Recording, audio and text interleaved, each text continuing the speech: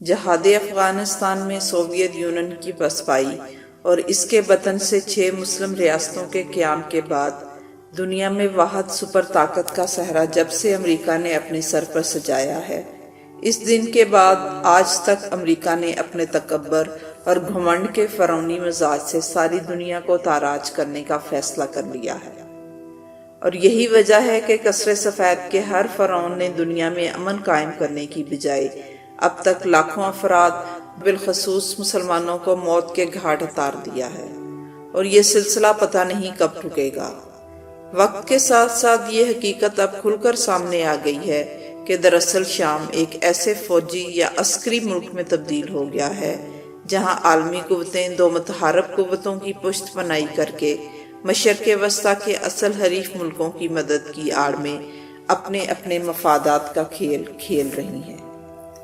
امریکہ سنی باغیوں، سعودی عرب اور ترکی کی ہم نوائی کی آڑ میں دراصل اسرائیل کا تحفظ کر رہا ہے۔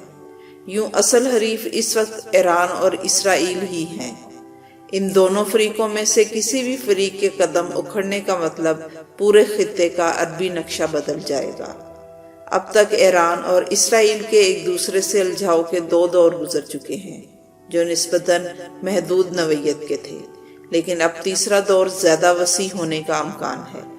اسٹریٹجک ماہرین کے نزدیک اب ایران اور اسرائیل میں براہ راست تصادم ایک بڑی آگ کے گولے کی مانند ہوگا جو اسرائیل سمیت اس خطے کے آسمان کو خطرناک آگ سے بھر دے گا۔ دونوں روایتی حریفوں سے براہ راست پہلی جھڑپ 10 فروری کو ہوئی۔ شام میں واقع T4 نامی ایئر بیس سے ایک ایرانی ساختہ ڈرون اڑایا تھا۔ جب اسرائیل نے دعویٰ کیا تھا کہ اس کے اپاجی ہیلی کاپٹرز نے اس ڈرون کو مار گرایا تھا، ڈرون شمالی اسرائیل کی فضا میں داخل ہو چکا تھا، تب اسے نشانہ بنایا گیا۔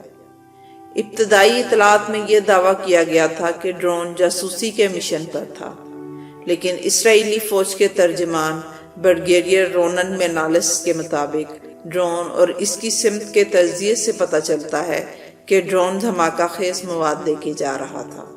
یوں اسرائیل نے ایران کی اس کارروائی کو براہ راست جنگی کارروائی قرار دیا تھا۔ ڈرون کارروائی کو اسرائیلی فوجی حکام نے ایک نئے دور کی ابتدا قرار دیا ہے۔ بالفاظ دیگر یہ ایران اور اسرائیل کی براہ راست جنگ کے دور کا نقطۂ آغاز ہے۔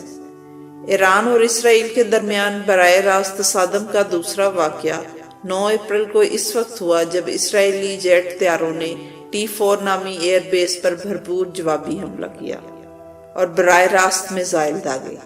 یہ پہلا موقع تھا جب اسرائیل نے براہ راست فوجی اڈے کو نشانہ بنایا۔ اس حملے میں کرنل مہدی دہقان سمیت 7 آدمی مارے گئے۔ کرنل مہدی انتہائی لائق و تجربہ کار کمانڈر تھے۔ ایرانی حکومت نے اس واقعے کو غیر معمولی طور پر اجاگر کیا اور ہر حال میں اسرائیل سے اس کا بدلہ لینے کی دھمکی دی۔ اسرائیل نے کہا ہے کہ ایران نے پلٹ کر کارروائی کی تو اس مرتبہ اسرائیل بڑے پیمانے پر ایران کے تمام فوجی اڈوں اور ٹھکانوں پر حملہ کرے گا، جبکہ Iran PS guided missile factory کے قیام کے لیے کوشاں ہے۔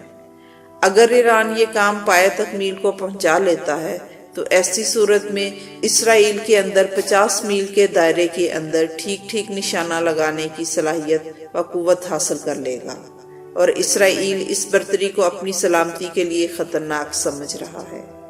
ایران کا یہ منصوبہ بھی ہے کہ لبنان میں حزب اللہ کو وہ تمام خطرناک میزائل بھی فراہم کر دے گا جس سے اسرائیل کے کئی اہم اور جنگی مقامات اور اڈوں کو آسانی سے نشانہ بنایا جا سکتا ہے۔